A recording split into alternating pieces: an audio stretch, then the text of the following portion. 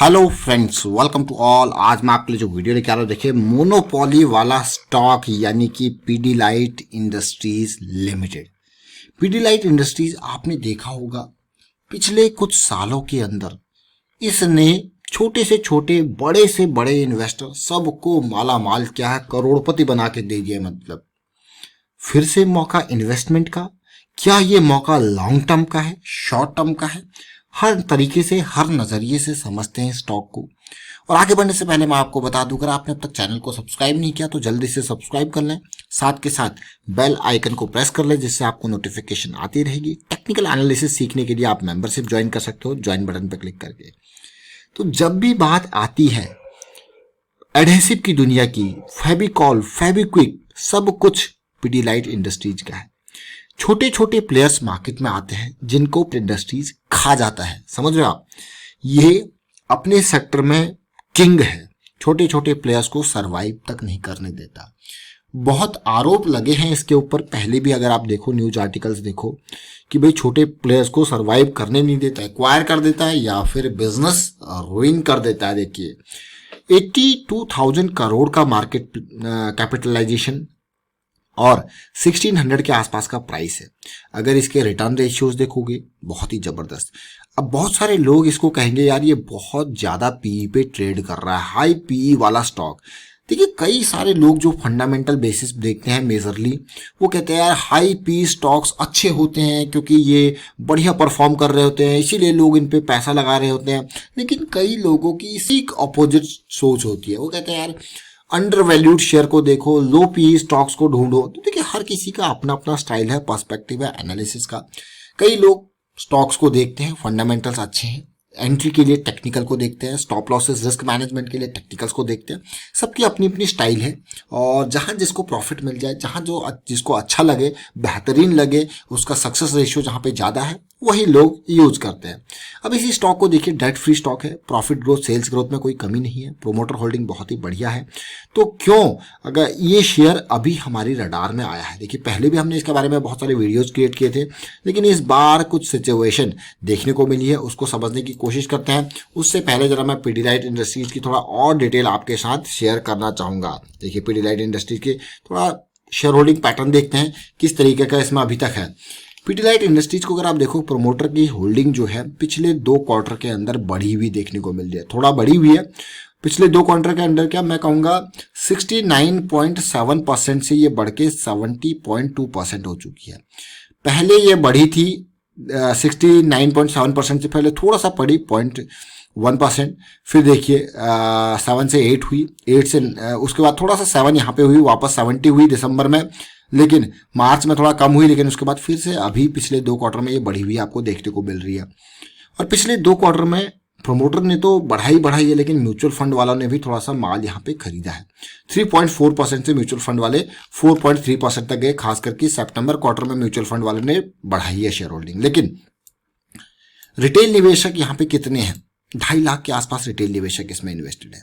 अगर मैं mutual fund के डेटा को देखूं तो म्यूचुअल फंड वालों ने जैसे हिस्सेदारी बढ़ाई थी, तो आप खुद देख सकते हो यहाँ पे दिसंबर में म्यूचुअल फंड वालों के पास कितने शेयर थे? 1,85,00,000, 1,85,00,000 शेयर्स थे, जो कि मार्च में जब गिरावट आती है तो ये भी, जैसे मैं आपको कहता हूँ कि बड़े निवेशक भी रिस्क मैनेजमेंट को प्रायोरिटी देते हैं। आप देख सकते हो मार्च की गिरावट में न केवल मैं कहूँगा छोटे प्लेयर्स ने, बल्कि बड़े प्लेयर्स ने भी अपनी होल्डिंग कम की थी। वो एक स्ट्रेटेजी होती है, पार्ट ऑफ रिस्क मैनेजमेंट होता है। चाहे राकेश झुनझुनवाला जी हो या कोई भी बड़े निवेशक हो, सबकी अपनी अपनी स्ट्रेटेजी होती है। वो थोड़ा सा हिस्सेदारी कम कर देते हैं। कई लोग, एक छोटा निवेशक क्या करेगा, वो स्टॉप लॉसेस लगा के अपना माल बेच देगा, या फिर कुछ जैसे उसके पास 100 शेयर है तो कहेगा यार एटलीस्ट 50 को यहाँ पे अभी निकाल दो, सिचुएशन अच्छी होगी तो फिर से खरीद लेंगे। अच्छी बात है, और ये अपनी अपनी स्ट्रेटेजी होनी चाहिए रिस्क मैनेजमेंट की। जून में देखो म्यूचुअल फंड वालों ने फिर से माल खरीदा, सितंबर में देखिए म्यूचुअल फंड वालों ने फिर से माल खरीदा। तो लगातार मार्च की सेलिंग के बाद जून और सितंबर में म्यूचुअल फंड वालों ने लगातार माल खरीदा। लेकिन हम इस स्टॉक को आपके लिए लाने के ऊपर एक और हमारा रीजन है, वो क्या है अब तसल्ली से देखते हैं, समझते हैं। ये मंथली चार्ट है। इस मंथली चार्ट को जब आप देखोगे तो क्या रिटर्न इसने दिया है, अल्टीमेट 2008-9 में बड़ी गिरावट आई थी और ये स्टॉक 38 रुपीज के पास आ गया था। उसके बाद कंसिस्टेंट रिटर्न आपको इस स्टॉक ने दिए हैं, लेकिन ये स्टॉक जरा तसल्ली से देखिए, बड़ी कैंडल के बाद छोटी कैंडल बनती हुई नजर आई। ये देखिए, ये बड़ी कैंडल अक्टूबर की, अक्टूबर में आपको यहाँ पे चीज़ें बदलती हुई दिखी। कई लोग इसको कह देते हैं कि भैया ये जो है ये कप बन गया और ये हैंडल बन गया, लेकिन हमारे लिए ये एक बड़ी कैंडल छोटी कैंडल यानी कि लायंस अटैक का सेटअप है। एक छोटी करेक्शन है जो कि रिजॉल्व हो रही है, और एक छोटी करेक्शन रिजॉल्व होते हुए बड़ा धमाका कर सकती है, इसीलिए इसको नज़रों में रखते हैं। अब देखते हैं वीकली चार्ट को। जैसा कि मैं आपको बार बार कहता हूं कि भाई ये इस स्टॉक को हमने फोकस करना कब से स्टार्ट किया था, मैं आपको बताता हूं। देखिए, ये स्टॉक हमारी लाइमलाइट में इस टाइम फ्रेम से आ गया था। कैसे आ गया था? क्योंकि ये जो बड़ी करेक्शन थी ना, मार्च में तो एक रैली आ गई, लेकिन सारे स्टॉक भाग गए, ये थोड़ा सा स्लो भागा। लेकिन इन एरियाज में, यानी कि ये पॉइंट मैं कहूँगा अगस्त के टाइम फ्रेम से इसको हमने फोकस करना स्टार्ट कर दिया था, क्योंकि एक बड़ी करेक्शन रिजॉल्व होती हुई नजर आ रही थी। और देखिए आप, उसके बाद ये थोड़ा सा हाई पॉइंट करेक्शन फिर से आया, फिर से हाई पॉइंट बना, फिर से करेक्शन आया। तो अभी वीकली पे अगर आप तसल्ली से देखोगे तो एक करेक्शन ऑलरेडी आ गई है, फिर से इंपल्स बनी, दूसरी करेक्शन आ गई है, और अब ये भी रिजॉल्व होती हुई नजर आ रही है, और साथ के साथ बड़ा ब्रेकआउट पाइपलाइन में है। तो अब आप कहोगे क्या ये 1700 के लेवल तक जाएगा या इसको पार करके? ये तो डिपेंड करेगा आगे के सिचुएशन के ऊपर। फिलहाल 1700 की रेंज काफ़ी इंपॉर्टेंट रहने वाली है, या इसको क्रॉस करके पुल बैक आ जाए, या यहीं पे छोटा सा करेक्शन आपको देखने को मिल जाए। बट अभी के टाइम पे ये करेक्शन जैसे रिजॉल्व हुआ और इसका हाई पार हुआ, और साथ के साथ मंथली पे आपने बड़ी कैंडल छोटी कैंडल का कॉन्सेप्ट देखा, RSI पे भी आपको यहाँ पे जॉइंट की फॉर्मेशन देखने को मिल रहा है। That is the most important thing.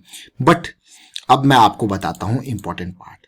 अगर मेरी थीसिस यहाँ पे वीकली की होती है, जैसा मैं आपको कह रहा था कि यहीं से करेक्शन रिजोल्यूशन स्टार्ट होगा, अगर मेरा एंट्री पॉइंट यहाँ पे होता तो मेरा स्टॉप लॉस क्या होता? 1300। एंट्री पॉइंट ऑलमोस्ट 1400 की रेंज के, जो हमने लास्ट में भी इसके वीडियोस क्रिएट की हैं। सेकेंड टाइम, अब मेरा यहाँ पे जब ये करेक्शन रिजॉल्व हुई तो मेरी पोजीशन बढ़ के यहाँ पे, और अगर मुझे पोजीशन बढ़ानी है तो इस रेंज में पोजीशन बढ़ाने का टाइम, और स्टॉप लॉस ट्रेल होके यहाँ पे। अब क्योंकि एक इंपल्स और बन चुकी है, करेक्शन आ चुकी है, और ये करेक्शन भी रिजॉल्व होती हुई नजर आ रही है, तो अगर मैं फ्रेश एंट्री करना चाहता हूं तो ये मेरा यहाँ पे, यहाँ से स्टार्ट हो चुकी होगी एंट्री। लेकिन इस नई एंट्री का मेरा स्टॉप लॉस क्या होगा? सिंपल, इस 1500 के पॉइंट पे 1600 की अगर मैं एंट्री यहाँ पे कर रहा हूँ तो 1500 तो मेरा बस 100 रुपए का रिस्क रहेगा। और रिस्क के हिसाब से पोजीशन साइजिंग, समझ इस बात को, रिस्क के हिसाब से पोजीशन साइजिंग आपकी जरूरी है। क्योंकि अगर मैं स्टॉक में मात्र 1000 रुपए का रिस्क लेना चाहता हूँ तो मेरे पास इसमें 10 शेयर से ज़्यादा नहीं होने चाहिए, क्योंकि मेरा एफोर्डेबिलिटी 1000 रुपीज़ का रिस्क है। इस पार्ट को समझें। ये जो रिस्क की कैलकुलेशन मैंने आपको बताई है ना, ये बहुत इंपॉर्टेंट है।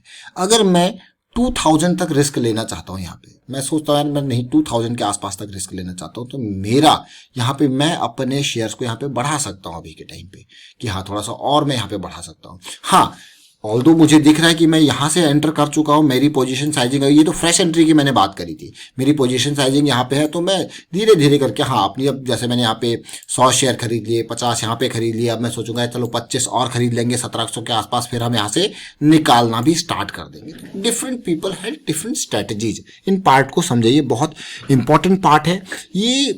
मतलब एक बार आप टेक्निकल एनालिसिस सीख जाओ, लेकिन उससे बड़ी एक और इंपॉर्टेंट पार्ट होती है कि अपने पोजीशन के साइज को कैसे मैनेज करना है, किस तरीके से मैक्सिमम जो है प्रॉफिटेबिलिटी की तरफ आपको जाना है मिनिमम रिस्क के साथ। तो वो सारा आपको मैनेज करना पड़ता है, क्योंकि लॉन्ग टाइम की पोजीशन होती है, तो इनको आपको अप डाउन थोड़ा बहुत जैसी सिचुएशन बन रही है करना पड़ता है। जैसे कि मार्च की गिरावट के टाइम पे अगर किसी ने, जैसे मैंने आपको म्यूचुअल फंड का डाटा दिखाया कि उन्होंने यहाँ पे माल बेचा था, पोजीशन डिक्रीज करी थी, भाई मार्केट की सिचुएशन थी, नीड ऑफ द आवर था, और जब नीड ऑफ द आवर में आप ऐसे काम नहीं करोगे तो फिर मान लीजिए मार्केट डाउन ही रहती तो क्या होता है, यहाँ पे कुछ भी हो सकता है। तो on the basis of that आपको भी अपनी चीजें मैनेज करनी पड़ती है।